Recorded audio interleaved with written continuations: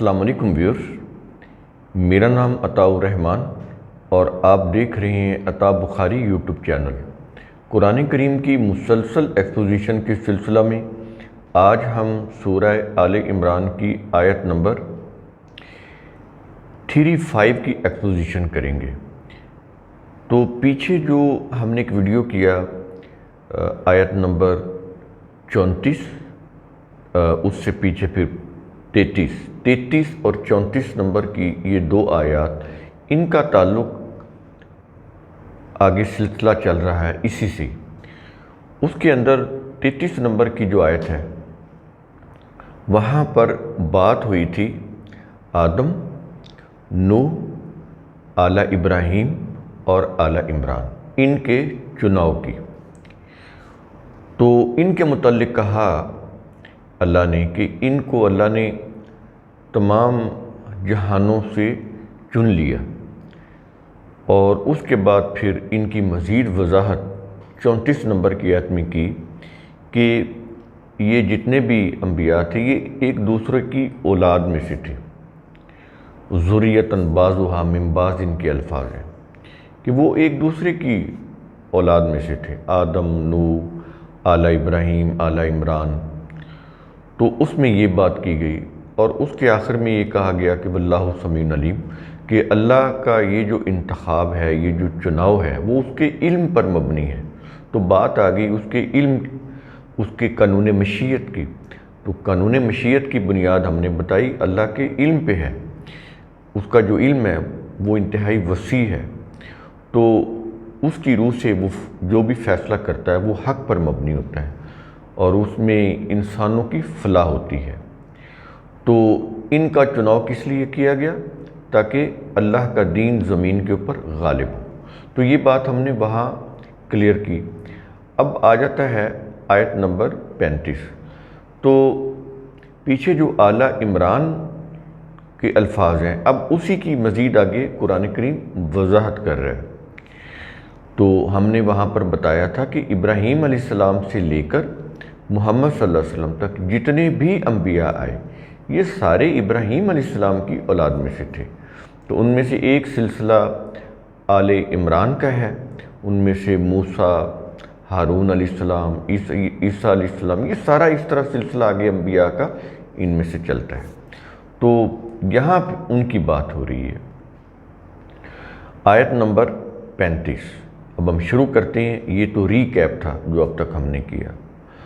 تو آیت نمبر 35 میں ہے اذ قالت امرأۃ عمران، جب عمران کی عورت نے کہا۔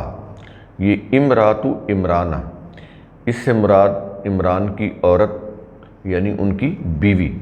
تو ان کی بیوی نے کہا کیا؟ ربی انی نذرت لک ما فی بطنی محررا، کہ اے رب جو بچہ میرے بطن میں ہے یعنی میری ووم میں ہے،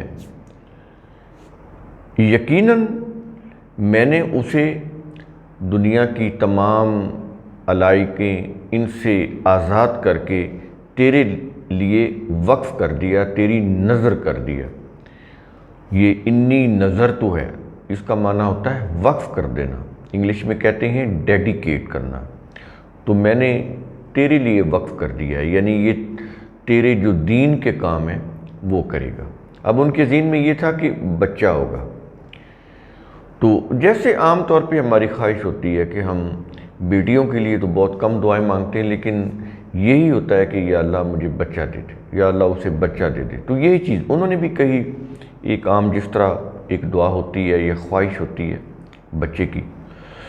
تو یہ ان کی خواہش تھی کہ اگر ہو سکتا ہے کہ ان کی بیٹیاں ہوں اور بیٹے نہ ہوں، تو اس وجہ سے انہوں نے یہ خواہش کا اظہار کیا ہو کہ اب بیٹا بھی ہو جائے، اگر ہوتا ہے تو میں اسے تیرے دین کے لیے وقف کر دوں گی۔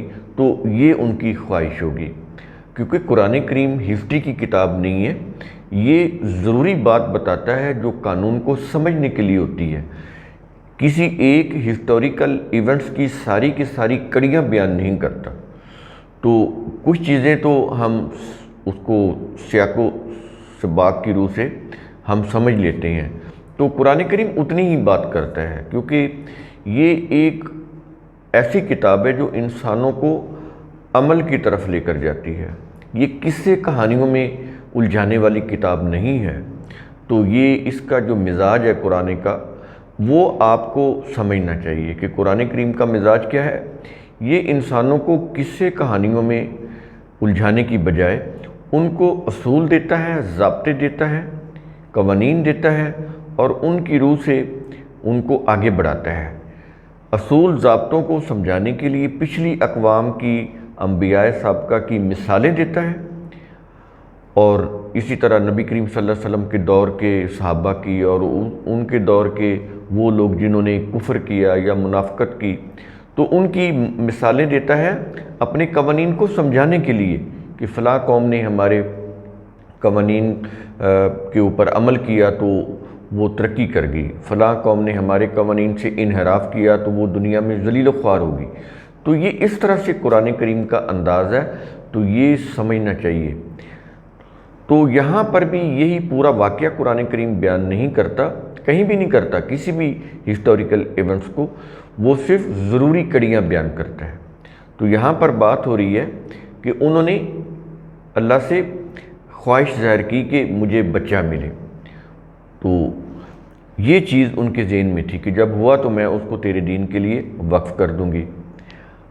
اب بتایا جا رہا ہے کہ فتقبل منی، کہ عمران کی بیوی نے کیا کہا،